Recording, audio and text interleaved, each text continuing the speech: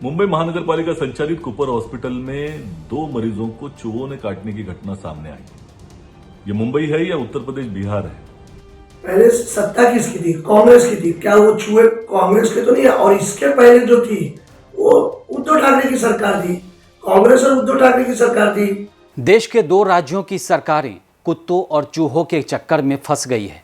एक जगह की राज्य सरकार कुत्तों को काटने और उससे हो रही आम परेशानियों के उपाय तलाश रही है, तो दूसरी सरकार मरीजों को चूहे के काटने से परेशान है, वो भी तब जब चूहों से निपटारे के लिए बजट पहले से तैयार है। जी हाँ, हम बात देश की राजधानी दिल्ली और मुंबई की कर रहे हैं। वहाँ की सरकारें जो है दोनों ही इस उपाय में लगी हैं, लेकिन सबसे पहले हम बात माया नगरी मुंबई में चूहों के आतंक की करते हैं।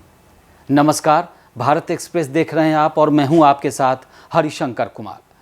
मुंबई के बीएमसी अस्पतालों में चूहों को खत्म करने के लिए हर साल करोड़ों रुपए खर्च किए जाते हैं, लेकिन फिर भी हालात ये है कि इलाज करवाने आए मरीजों को ही अब चूहे कुतर रहे हैं।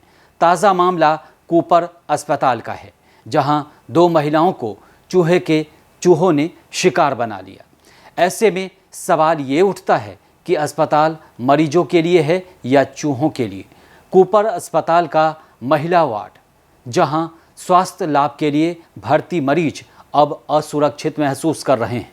खुलेआम बिस्तरों पर घूमते चूहों ने 3 दिनों के भीतर 2 महिला मरीजों को, इंदुमती और हुसैन बानो को काट लिया। मरीज के रिश्तेदारों ने अस्पताल प्रशासन पर लापरवाही का आरोप लगाया है। उनका कहना है कि मरीजों की जान यहां खुद अस्पताल के अंदर खतरे में है।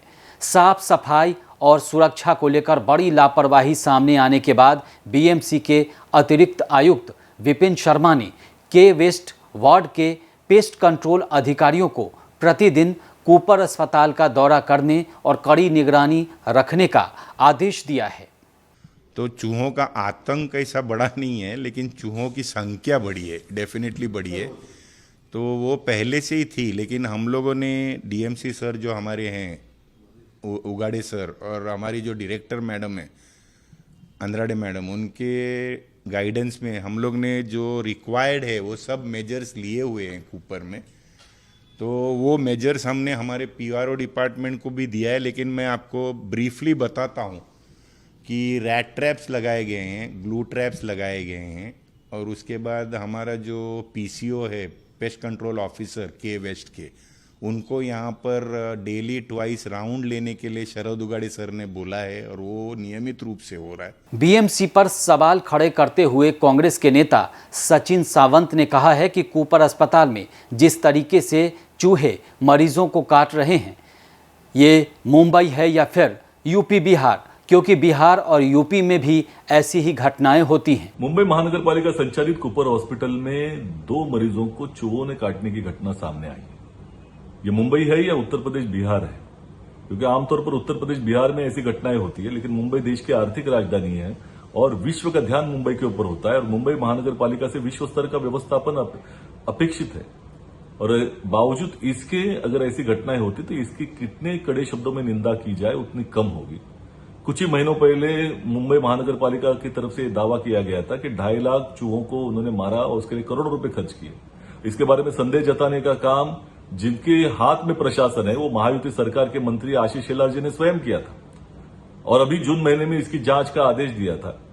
और बावजूद इसके अगर ऐसी घटनाएं आती हैं तो कितने हद तक भ्रष्टाचार बढ़ चुका है। पेस्ट कंट्रोल टीम द्वारा लगाए गए जाल में एक ही दिन में 15 से ज्यादा चूहे पकड़े गए, लेकिन यही सवाल खड़ा हो रहा है कि करोड़ों रुपए खर्च करने के बावजूद बीएमसी चूहों के आतंक को खत्म क्यों नहीं कर पा रही है। पहले सत्ता किसकी थी? कांग्रेस की थी। क्या वो चूहे कांग्रेस के तो नहीं है? और इसके पहले जो थी वो उद्धव ठाकरे की सरकार थी। कांग्रेस और उद्धव ठाकरे की सरकार थी। इससे पहले भी, अभी 2 साल भर पहले भी उद्धव ठाकरे की सरकार थी, जिसमें कांग्रेस सम्मिलित थी। तो क्या ये चूहे कहीं उनके तो नहीं है? जांच का विषय तो वो है। और कांग्रेस बीजेपी जो है बदनाम करने को, बीजेपी का ये इनकी साजिश है हरदम की। हमारा जो भाजपा की जो कार्रवाई, ऑलरेडी भाजपा ने उस पर डीन को वहां से हटा दिया है, तत्काल हटा दिया है। तो मेरे को जहां तक लग रहा है ये एक साजिश जो है ये कांग्रेस की पहले से रही है, खुद करप्शन किए हैं और दूसरों पे उस तरह का आरोप लगाते हैं। ऐसी घटनाएं पहली बार नहीं हुई है। साल 2017 में कांदीवली के शताब्दी अस्पताल में 2 बुजुर्ग महिला मरीजों को चूहों ने काट लिया था। इस मामले में राज्य मानवाधिकार आयोग ने मुआवजे का आदेश दिया। साल 2017 में कांदीवली के शताब्दी अस्पताल में 2 बुजुर्ग महिला मरीजों को चूहों ने काट लिया था। इस मामले में राज्य मानवाधिकार आयोग ने मुआवजे का आदेश दिया। जनवरी 2024 में इसी अस्पताल में एक मृत मरीज के चेहरे को पोस्टमार्टम से पहले चूहों ने कुतर दिया था, जिसके बाद बीएमसी को परिजनों को 5 लाख रुपए मुआवजा देना पड़ा। बीएमसी का दावा है कि सिर्फ पिछले 6 महीनों में 2.5 लाख चूहों को ख़त्म किया गया है। जून 2024 के 20 दिन के आंकड़े बताते हैं कि जहर की गोलियों से 1741 चूहे मारे गए और पिंजरों में 2015 चूहों को पकड़ा गया। लेकिन हकीकत अस्पतालों के अंदर कुछ और ही दिखाई दे रही है। ये तो बात मुंबई की थी, लेकिन दिल्ली सरकार भी सुप्रीम कोर्ट के आदेश के बाद काफ़ी एक्टिव हो गई है। दिल्ली सचिवालय में एनिमल वेलफेयर बोर्ड की बैठक में काफ़ी महत्वपूर्ण फैसला लिया गया। यूएनडीपी के साथ मिलकर दिल्ली के करीब 10 लाख स्ट्रीट डॉग्स को माइक्रोचिप लगाने की योजना पर सहमति बन गई है, जिससे रेबीज नियंत्रण में मदद मिलेगी।